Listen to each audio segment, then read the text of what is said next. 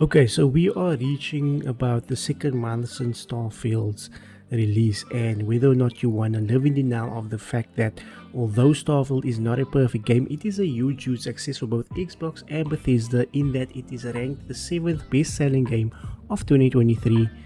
And yes, it will be knocked down a peg or two with the Spider-Man 2 sales, probably, time will tell.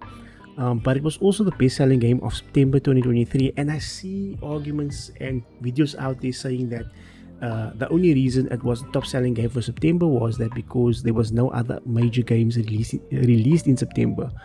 But a simple Google search will invalidate this argument, because on September 6th, the official release date of Starfield, we also had the release of the PS5 version of Baldur's Gate 3, which is Game of the Year, by the way. In September, we also had Mortal Kombat 1 that dropped. We had the Phantom Liberty expansion for Cyberpunk 2077, which was highly praised as well. We had the NBK 2K24, which is, I think it's one of the best sellers like every year. We also had the new FIFA installment, and we had the Crew Motorfest game as well. So, yeah, Starfield still came on top despite these big releases. Now, with that being said, the purpose of the video is for you as the gamer. If at this point in time you are still on the fence or undecided on whether or not you should give Starfield a try because you've either been dissuaded by the mixed and skeptical reviews, you bought into the console wars, or the vast amount of Starfield bashing videos out there influenced your choice, or simply your favorite YouTuber or content creator told you no, Starfield bad, do not buy, or lastly, you listened to YouTube Jesus that told you Starfield's bad and you shouldn't waste your time with it. If you fall into any one of these instances, then class is in session. And for your first piece of homework, I want you to go and watch these 4 videos. I'm going to leave the link to these videos in the description below. Do yourself the favor and go and watch these videos. Now, I am not a professional reviewer. I do not do gaming reviews. I do video game discussions. I talk about my favorite games and, popular games that are out, things like that. So I don't review games. At the end of the day, this is my opinion, and if this video serves the purpose to provoke your thoughts and to change your perspective, to go and try the game out and form your own opinion and not be influenced by that of others, then great, it's done its job. But at the end of the day, this is my opinion as to why I love Starfield.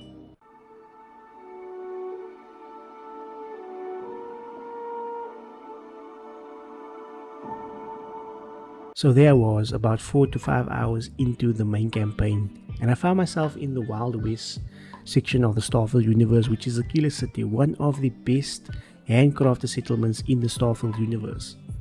And at this point I was torn between whether or not I should continue the main quest of hunting the artifacts down and collecting them, or whether I should take a detour or get off the beaten path and try out some of the side content.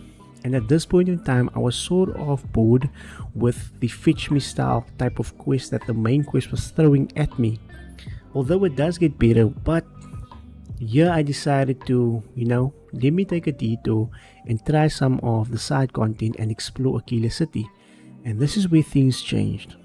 So as I'm exploring Akila City, I came across my first buddy, Wilson. Now Wilson, turns out, he's having a disagreement with a scientist who is trying to figure out new ways to deal with the predatory creature, the Ashtos, which Wilson and his team protects the citizens of Akila City against. Turns out that the scientist was correct, and Wilson is just set in his ways and being a hard ass. This quest saw me taking on a group of Ashtos as well as the Alpha Ashtor. This took about several hours, but it was pretty awesome. A couple of hours go by as I'm exploring Akila City. I come across the Freestar Rangers quest and I accept their offer. I join them and I live out my space cowboy Texas Ranger fantasy in Starfield as a sheriff. Firstly as a deputy sheriff.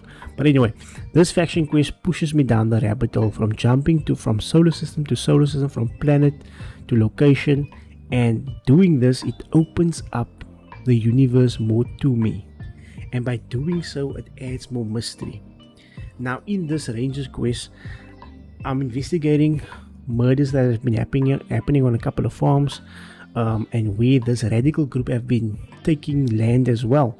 It turns out that this radical group was employed by this maniacal CEO, which I was told at the start we should not cross because he has a high council seat on some council or something, So he's a very important person.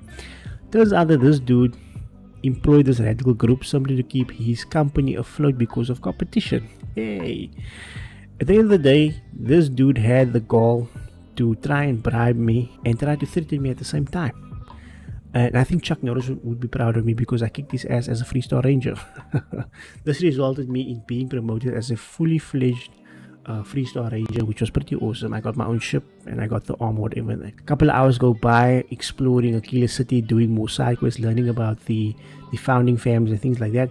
Started getting a bit bored with Akila City. Decided to jump on my spaceship and go explore the stars. Now I get out there. Now, like I said, as the game is pushing me from one world to the next, to one solar system to the next, the universe is opening up to me. I'm starting to get distress signals, right? I check out one distress signal on this planet called Gunbidu something. I could be saying it wrong, but anyway, I land on this planet. It looks like a rock. It looks pretty mundane and boring. I'm thinking to myself, okay, this is going to be probably a very simple fish me quest type of vibe, right? Oh, was I so wrong, man. This turned out to be one of the best side quests that this game has to offer. It turned into a space battle, like 3 main space battles, right? Fixing satellites, right? And forming an alliance with these 3 settlement families who have differences between each other, but you have to form this alliance and bring them together in order to fight the spaces, because you can't do it alone. You could do it alone, you have the choice to do it alone, but you probably die trying. This took about 3 to 4 hours to complete, but it was pretty awesome and I was pretty blown away by that quest, right? So after this, I experienced another weird encounter where I saw this crazy spaceship, right? I boarded it. Turns out there was a living AI called Juno there on, and there were 2 Ryujin operatives on the spaceship, and their colleague died, right? So they were trying to threaten me into downloading this AI on some driver, that because they want to exploit it with Ryujin Industries. Instead, I chose the option of reading the law surrounding this AI and persuading the Ryujin operatives to drop it, right? Saying I'll take care of it, whatever. So I'm very interested to see how that plays out in the long run, if it does, because I let the AI survive. I let it live, basically. So I'm very interested to see where that story goes next. From that, I get another distress call to check out the research facility 03U9 in the Alta E3 solar system. Okay, I go to this solar system. I land at this research outpost, and man, am I so glad I answered that distress call. This turned into also one of the best dungeon sort of gunfights and battles you will have, and man, was it epic. Again, dealing with spaces, and here I was teaming up with fellow 3-star rangers as well as the UC Vanguard, who were trapped inside and they needed help. Now, because I did the 3-star ranger faction and I completed it, new dialogue was opened up to me and I could identify myself as a 3-star ranger, which felt pretty more immersive and pretty cool. But that turned into another epic battle, man, and damn, I must say, we need more handcrafted sections like these in the game. Then again, once I finished that, I found myself on Gagarin again.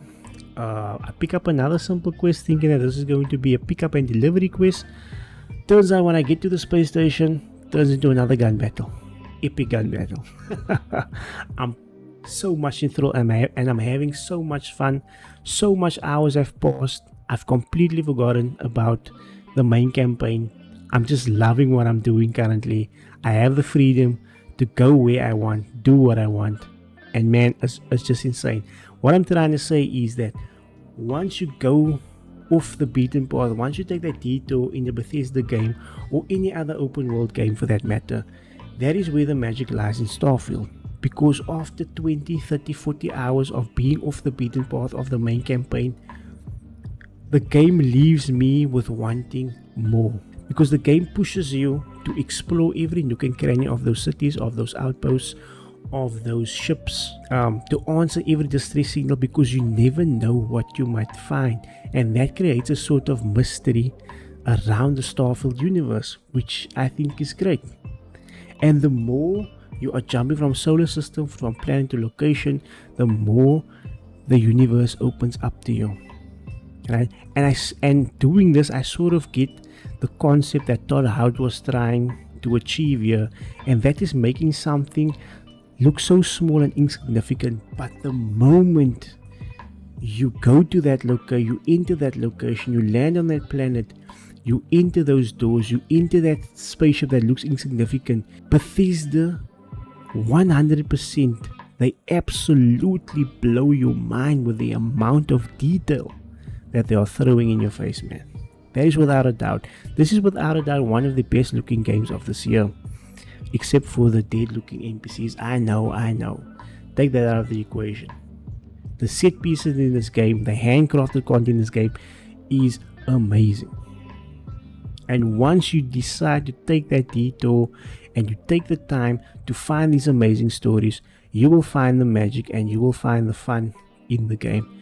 And that is why I love Starfield. Now, yes, the game has issues like every other Bethesda game, and not just every other Bethesda game, like every other game. But like MXR says, you could just mod it away. And thank God for mods.